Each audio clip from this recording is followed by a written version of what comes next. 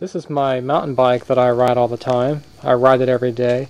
It's a Cannondale M700 that I got back in, I think, 1994, 1995, something like that. And I've pretty much ridden it every day ever since I got it. And it's been through a few cranksets and a few rear cassettes. Now it's time for another one.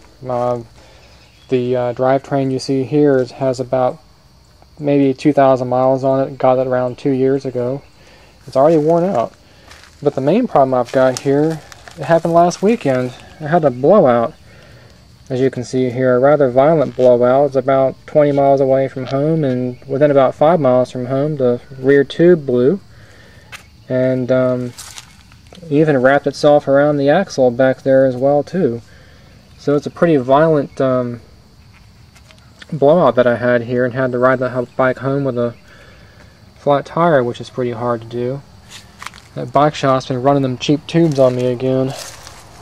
And also on the front tire, I put 50 pounds of air in there that same weekend. It's already gone flat, so that tube's about ready to blow.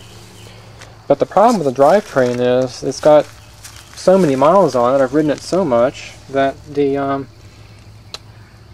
gears are all worn out. As you can see here, hopefully I'll try to focus in. These cogs are very much wider than they should be when you compare them to the cog down here, for example, which is not really used quite as much. And between that and the chain being worn, it's causing the chain to actually skip.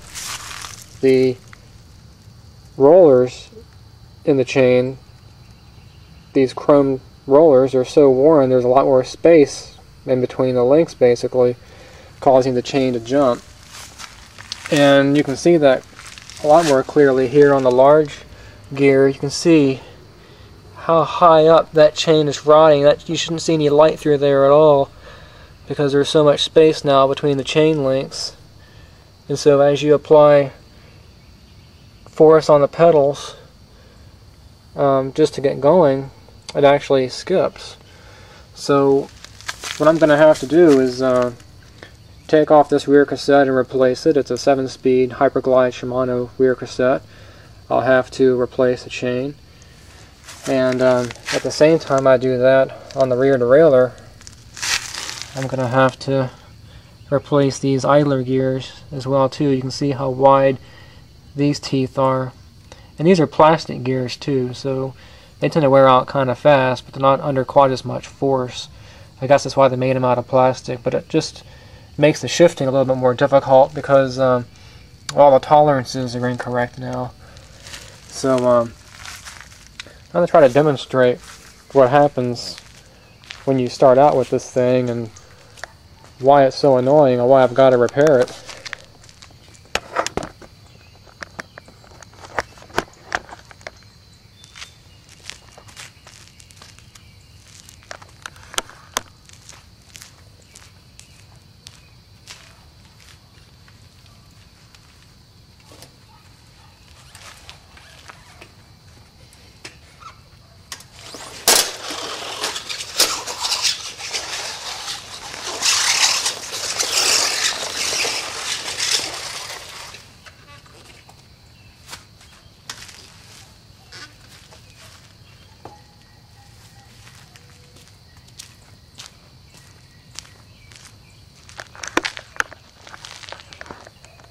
So hopefully, as you guys have heard, that chain skips rather easily, so it's almost impossible to ride this bike. I'm going to see if I can source some parts on the internet to replace it, because the bike shops would charge way too much money for that, for parts and labor, and hopefully get those in this coming weekend, first weekend in May hopefully.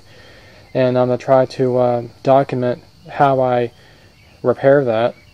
And in the meantime, I'm going to keep riding this my backup bicycle, which is a Schwinn Continental 1974, and interestingly it's got the original tires, original tubes, and the original drivetrain. So they definitely don't make them like they used to anymore. This bike weighs a ton, so you still get a workout, Can't really go quite as fast on this bike as I can on the Cannondale, but can't really knock it too much because the this road bike doesn't get nearly the use as the this mountain bike has. So I'll try to make more videos of this as the repair process comes along, and I'll show you guys what I end up doing to fix it.